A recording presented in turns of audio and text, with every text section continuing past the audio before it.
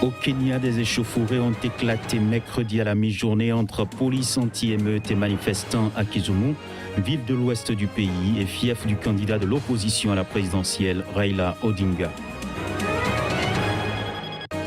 Au Maroc, El Omari, le secrétaire général du parti Authenticité et Modernité, principal parti d'opposition, a démissionné de la tête de la formation politique, une démission qui aurait un lien avec la crise d'Al-Hoceima.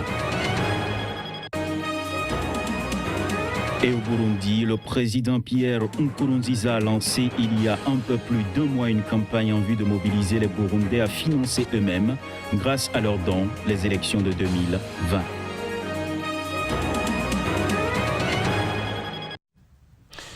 Mesdames et messieurs, bonsoir et bienvenue à vous. Merci de nous rejoindre pour cette session de l'information.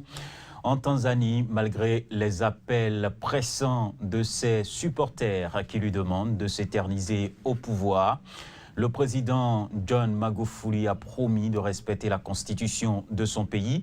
Il a rejeté ce lundi ses appels à étendre son mandat au-delà de la limite constitutionnelle de 2 mandats de 5 ans.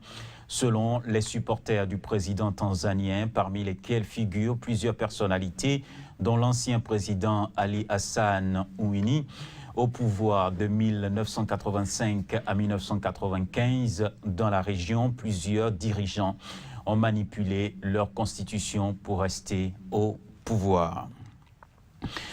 Et nous poursuivons. Des échauffourées ont éclaté ce mercredi à la mi-journée au Kenya entre police anti-émeute et manifestants à Kisumu. Il s'agit d'une grande ville de l'ouest du Kenya et un des fiefs électoraux du candidat de l'opposition à la présidentielle, Raila Odinga. Regardez. L'opposant kenyan Raila Odinga a rejeté en bloc ce mercredi les résultats d'une élection présidentielle, selon lui manipulée par piratage informatique. La tension monte et se fait de plus en plus palpable dans des bastions de l'opposition. La police a tiré des grenades lacrymogènes en direction de plusieurs centaines de manifestants dans un quartier de la ville. Des barricades y ont été érigées et des pneus enflammés. Comme slogan, on pouvait entendre « Pas de Raila, pas de paix ». Les résultats doivent être donnés de manière sérieuse. La façon dont ils le font, ils doivent être prudents et prendre en compte la vie des gens. Ils doivent penser à l'avenir. Ils ne doivent pas être gourmands d'argent ou de pouvoir. Ils doivent être sérieux et obéir à la volonté de Dieu et respecter notre liberté. Ils doivent nous diriger. C'est pourquoi nous avons besoin d'un dirigeant responsable. À Nairobi, la tension était également perceptible dans des bidonvilles abritant des partisans de l'opposition. À Matar, les manifestants avaient érigé des barricades sur l'artère principale du bidonville sous la surveillance de policiers en faction et d'un hélicoptère de la police.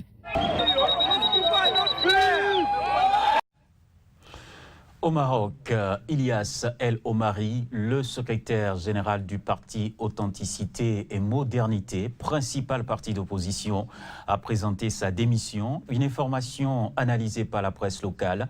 Cette démission du leader de l'opposition aurait un lien avec la crise d'Al-Hoceima. La démission du leader de l'opposition marocaine intervient une semaine après un discours critique du roi envers des partis aux abonnés absents qui ne remplissent nullement leur mission, notamment dans la gestion de la crise dans le Rif.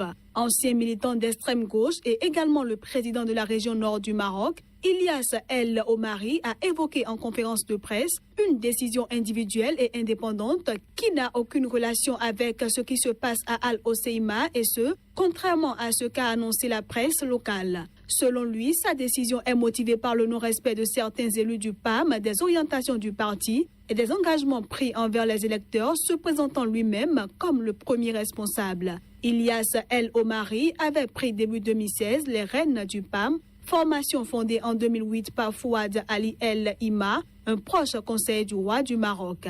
À la tête de ce parti libéral, il s'était livré à une intense bataille électorale avec le parti Justice et Développement, première force politique du pays, se posant comme un rempart moderniste au parti islamiste.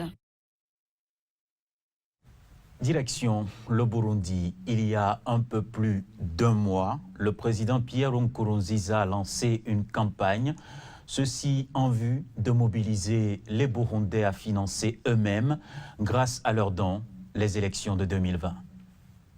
En vue de mobiliser les Burundais à financer eux-mêmes, grâce à leurs dons, les élections de 2020, le président Pierre Nkurunziza a lancé une campagne. Cette dernière vise à financer les élections de 2020 pour éviter de dépendre encore une fois des bailleurs de fonds qui n'avaient pas hésité à suspendre leur aide électorale en 2015 lorsque le Burundi a plongé dans une crise née de la volonté du président Pierre Nkurunziza de briguer un troisième mandat. Mais son appel n'a pas été très suivi jusqu'ici. Et pour donner l'exemple, le président Pierre Nkurunziza s'est rendu ce lundi à un guichet de la Banque centrale de sa province natale où il a déposé sur un compte dédié au financement des élections de 2020 des liasses de billets neufs, près de 2500 €. Mais le président d'une organisation locale de lutte contre la corruption estime que cela ne devrait pas être la priorité du moment.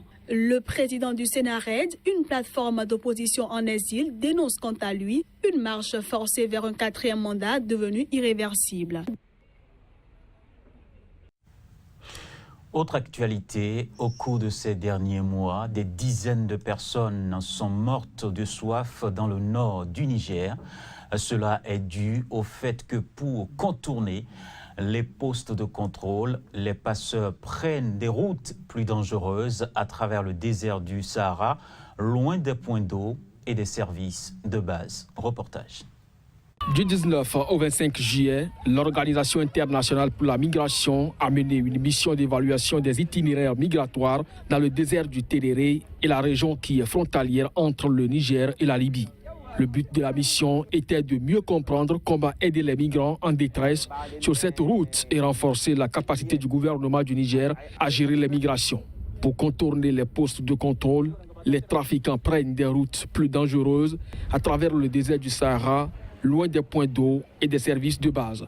Parfois, les véhicules tombent en panne ou les conducteurs se perdent et les migrants sont alors abandonnés dans le désert. Selon l'Organisation internationale pour les migrations, 1000 migrants ont été secourus dans le désert dans le nord du Niger depuis avril. De plus en plus de passeurs évitent la ville d'Agadez, considérée comme un haut lieu du trafic d'êtres humains. Cette région est un point de transit vers la Libye, où plus de 600 000 personnes ont embarqué sur des bateaux de fortune pour rejoindre l'Europe au cours des 4 dernières années. Des milliers sont morts noyés au cours de la traversée, mais pour l'instant, il n'existe aucune statistique sur le nombre de victimes dans le vaste Sahara.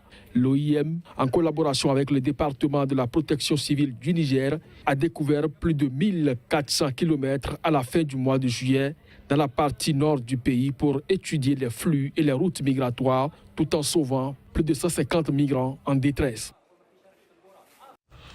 Au Sénégal à présent, la chanteuse Ami Collé Diène a été inculpée ce mardi et placée sous mandat de dépôt.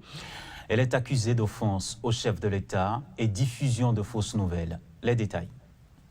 Inculpée ce mardi pour offense au chef de l'État et diffusion de fausses nouvelles, la chanteuse sénégalaise Ami Collé Diène a été placée sous mandat de dépôt. La chanteuse qui a passé sa première nuit au camp pénal des femmes de Dakar risque de 6 mois à 3 ans de prison. Elle avait été arrêtée le 3 août dernier après la diffusion sur Internet d'un enregistrement sonore dans lequel elle critique le chef de l'État Macky Sall, qu'elle qualifie notamment de sournois et de lézard. Selon son avocat, Ami Collé Diène a été arrêtée pour des raisons politiques en plein contexte post-électoral alors qu'elle s'était exprimée dans un cadre privé. Pour le procureur de Dakar, les propos d'Ami Collé Diène sont répréhensibles et sont susceptibles d'être punis par les dispositions du Code pénal. Autre information au cours de ce journal, 3 mois après son élection, Emmanuel Macron a mis sur les rails 2 de ses principaux engagements de campagne. Certaines promesses comme les baisses d'impôts ont été confirmées, mais restent à concrétiser. D'autres sont restées en suspens depuis le 7 mai. Et parlant des mesures déjà adoptées, on note l'état d'urgence qui a été donc prolongé jusqu'en novembre, un projet de loi antiterroriste destiné à inscrire dans le droit commun certaines mesures de ce régime spécial non annoncé durant la campagne a été adopté au Sénat. Et sur le budget pour 2017, une suppression de 4,5 milliards de crédits déjà gelés dans tous les ministères. Et sans transition, nous abordons une autre information au Venezuela. Le ministre des Affaires étrangères, Jorge Arreza, a déclaré ce mardi que les ministres réunis au Pérou pour discuter de la situation de son pays fomentaient un complot contre l'Union des Amériques. Ces propos, il les a tenus lors d'un meeting avec des représentants de l'Alliance bolivarienne pour les peuples de notre Amérique à Caracas. Regardez. Réunis à Lima, 12 pays d'Amérique ont fait part de leur décision de ne pas reconnaître l'Assemblée constituante voulue par le dirigeant vénézuélien Nicolás Maduro et qui vient d'être élu, ni les décisions qu'elle pourrait prendre. Ce qui s'est passé au Venezuela avec la mise en place de l'Assemblée constituante est une rupture définitive avec ce que nous avions jusqu'à maintenant. Le brouillage des institutions démocratiques qui se déroulait récemment a atteint son apogée et nous avons une dictature au Venezuela. Ce mardi, le ministre des Affaires étrangères du Venezuela a accusé ces pays de fomenter un complot contre l'Union des Amériques. En ce moment, à Lima, des ministres des Affaires étrangères sont réunis pour fomenter un complot contre l'Union de notre Amérique, pas seulement contre le Venezuela. Maintenant, ils se constituent en sous-groupe, en mini-organisation des États américains pour donner une assise politique à l'impérialisme nord-américain afin qu'il perpétue ses attaques, cette fois-ci contre le Venezuela. À l'issue d'une réunion de 7 heures dans la capitale péruvienne, ces 12 pays d'Amérique ont, dans un document publié, apporté leur plein appui et leur solidarité au Parlement contrôlé par l'opposition. Ils ont également condamné le manque d'élections libres, la violence, la répression et la persécution politique, l'existence de prisonniers politiques. On finit ce rendez-vous de l'information par cette nouvelle brève. La Chine a organisé ce mercredi l'évacuation de près de 60 000 personnes dans la province de Sichuan, au sud-est du pays, dont de nombreux touristes, au lendemain d'un séisme de magnitude 6,5 qui a fait au moins 19 morts. 263 personnes ont été blessées, dont 13 grièvement lors du séisme, selon les chiffres des autorités provinciales.